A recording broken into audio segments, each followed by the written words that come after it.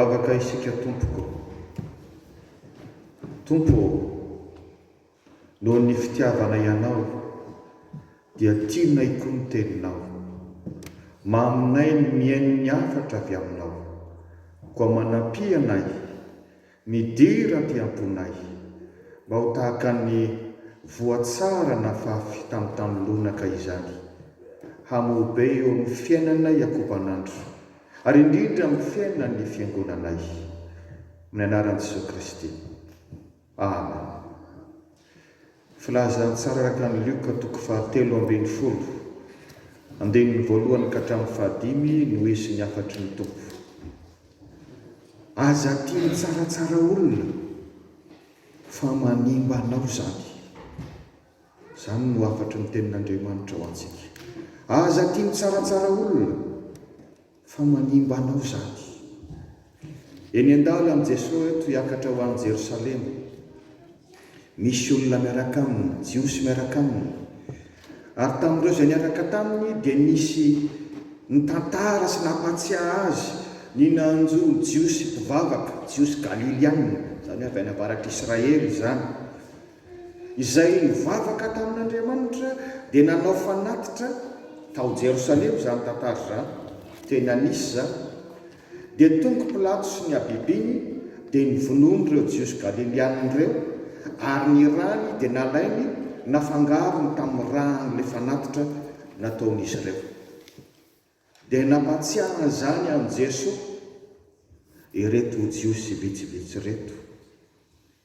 Nananteny izy ireo hoe mba azo rariny amin'ny Tompo raha hitantara amin'izany. Fa Jesosy kosa namalaka nanao hoe everinareo fa reny Galiliana izay novonomy Pilato reny ve no tena mpanotana ny Galiliana rehetra? Tsia. Mibebay anareo fa ianareo koa raha tsy mibebaka dia ho faty tahaka azy, ary nareo dia ho faty ny elokareo. Ary nampiny Jesosy aza hoe saoka nareo mihevitra fa ren'ilay 7 izay nianjaran'ny tilikambo tao Siloam, mbola tao Jerosalema koa zany, dia everinareo fa reny ny mpanota lavitra noho ny olona rehetra tao Jerosalema? Tsia. Fa raha tsy mibebaka ianareo dia ho ringana tahaka azy ireo koa. Avy amin'izany no nakanano hevitra hoe aza tia ny tsaratsara olona, fa manimba anao zany.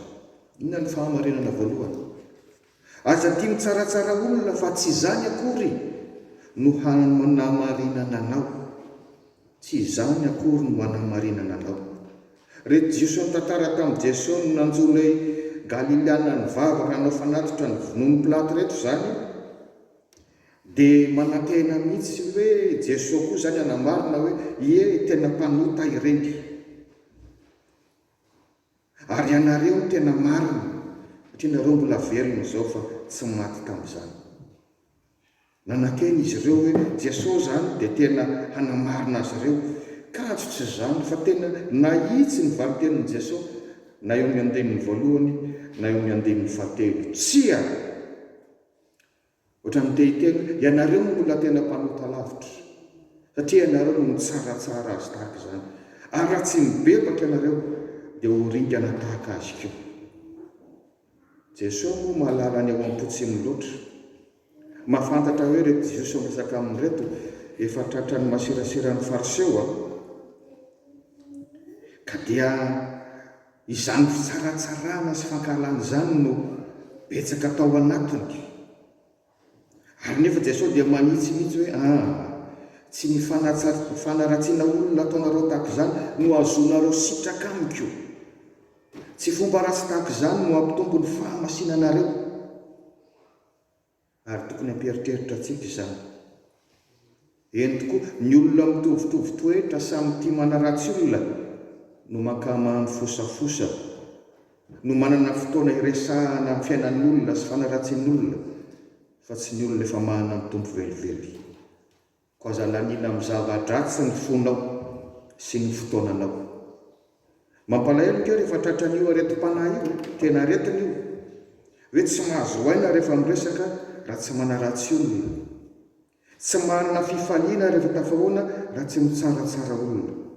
mazava ny afatry Jesosy. Raha tsy mibebaka aingana ianareo dia ho fatikio tahaka azy ireo, ary ho fatiny ny elokareo mihitsy, ho faty noho ny faharatsiany ny fonareo. Inona ny famarehana faharoa? Aza tia ny tsaratsara olona, fa ny zavatsarotra lalovan'ny mino tsy midika fa ny alan'Andriamanitra izy akory. Zany no tsy ny Jesosy maro tamin'izany, indrindra reto mpitsaratsara reto tehiteny amin'i Jesosy izy hoe satria ny ara-pahavoazany ireny olona ireny nanoto ireny zany. Zany fomba fisainan'i Jesosy vahiny zany. Matoa misy fahavoazana mahazo anao na aretina na inona dia vokatry ny fahotanao ihany zany.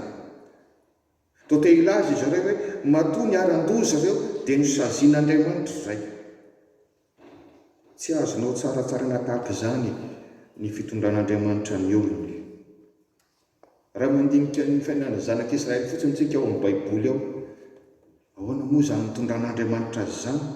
Nefa tena vahoaka malalana, navelany no andevoziny, no avelany nalefa tany amin'ny tany efitra mandritry ny 7 taona, navelany baibona tamin'ny firenena maro. Nefa tsy fony io, lazay fa fitiavana mandrakizay no nitiavana anio. Ahoana no hitsaratsarana ny olony tahaka izany? Ireo mpanompo marobe eo amin'ny Baiboly firifiry no misedra fanenjehana sy fahavoazana, fa mbola ilazany foana hoe mpanompoko anao hoe efa novidiako ka tsy mba nariko. Eny ny fiangonana kristianina hatramin'izao ry havana, hatramin'ny andohany dia tsy mitsahatra ny misedra fanenjehana, misedra fanaratsiana, fa ambara ny tenin'Andriamanitra io no vavahady ny lanitra ary ny vavahady ny fiainatsika tsy arisy an'io.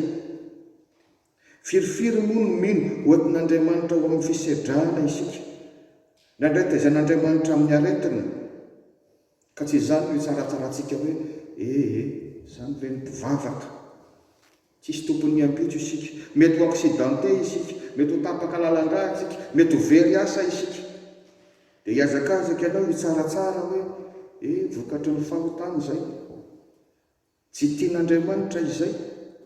Iza izao sy anao no malala ny fitondran'Andriamanitra sy ny fitsarany. Ary mitodika amintsika rehetra zany, dia mitodika amintsika rehetra koa izao tenin'i Jesosy zao. Tsy mpanota no isika izay rehetra efa maty, fa ny fanontaniana hoe ianao ve rehefa maty, maty eo amin'ny tompo sa maty noho ny fahotana. Ary raha mbola tsy manana amin'ny tompo mibeba haingana, aza manao toetra ny reto mpitsaratsara reto. Reto mpitsaratsara reto zany zao rehefa te hilaza hoe satria ireo olona ireo tena maty tamin'ny fomba feno abibiana nanaovan'ny Pilato azy, dikan'izany tena mpanoto ireo zany, ary tsy ho tafiditra amin'ny fanjakan'ny lanitra ireo. Ka raha izany fomba fisainana izany no arahina, ka sy Jesosy Kristy zany no mpanota indrindra amintsika rehetra, izy no tena nivonona tamin'ny fomba feno abibiana indrindra, feno fanalam-baraka, ary amin'ny tsirarana.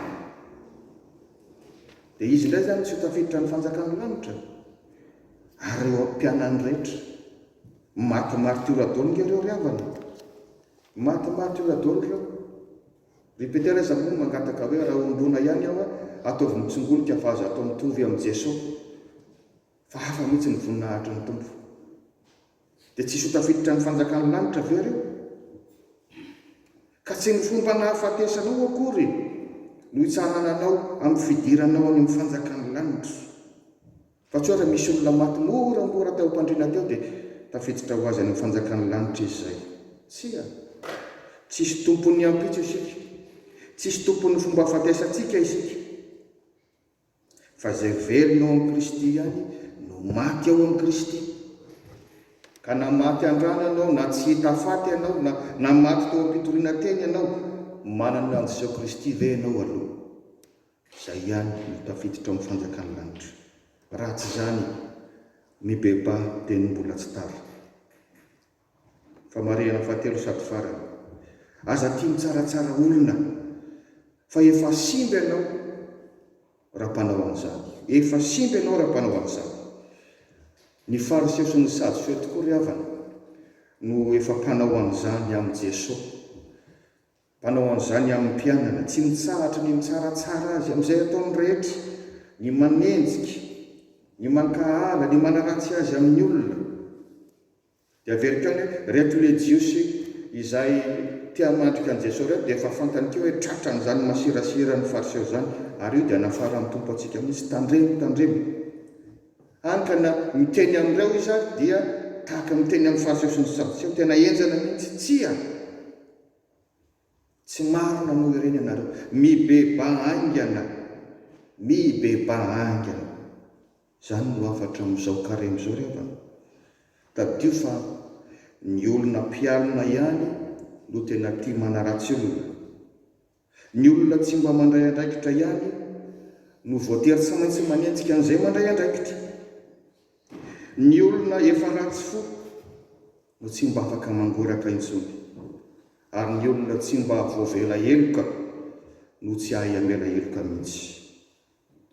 Mampieritreritra ny tenin'i Nelson Mandela, fantatsika lay rangahy niady tamin'ny fanavakavahambolon-koditra, ary noho ny ady nataony amin'ny fanavakavahambolon-koditra ihany no nampidirana azy aponja nandritra ny 7 taona.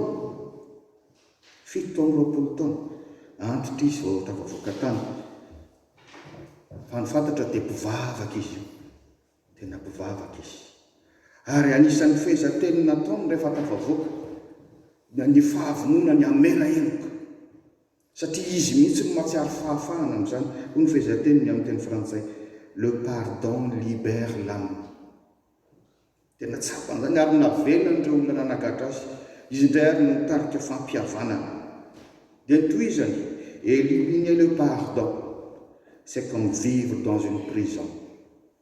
Tena managatra nge rehefa tafiditra anatin'ilay fankahalana sy tia mitsaratsara sy le tia manaratsy olo tsika. Tena managatra tsika io, mijaly tsika, fa tsy tsapatsika moa ilay izy. Ary zany milazany eto hoe aza tia manaratsiratsy olona, fa efa marika izay milaza hoe efa simba ianao, efa tafiditra eo amin'ny fisainany ratsy fanahy ianao zay, efa tafavajanona amin'ny lalan'ny falehampanota ianao zay. Ny salamy voalohany andininy voalohany, mibebangana fa Jeso tompo dia mahay manafaka anao amin'izany fiainana feno fanagadrana mampijaly zany.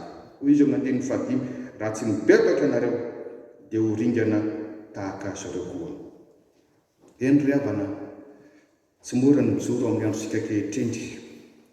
Raha malala ny firafitry ny fiarahamonina ankehitriny, dia ataoko hoe 100 ny teny sy resaka soratra hitantsika amin'ny mass media sy ny réseaux sociaux, sainky afankahalana, fanenjehana, fanaratsiana, fanalambaraka azy. Dia mampatsiaro ny voalaza amin'ny tenin'Andriamanitra amin'ny Galatiana toko 2:4 hoe fiarahamoniny mpiarabelona ratsy fanahy. Fa andro farany tonga amin'izao, fa zao no afatra mbola tsy miova ho anao amin'izao andro karemo izao. Rehefa tena mibebaka ianao, mahavita mangoraka, mahavita mamela eloka, mahavita mivavaka anao an'izay manenjika anao azy, mahavita manantona sy manampy izay mbola lavitra ny tompo. Mahereza fa mila anao ny tompo, mila anao ny fiangonana. Amen.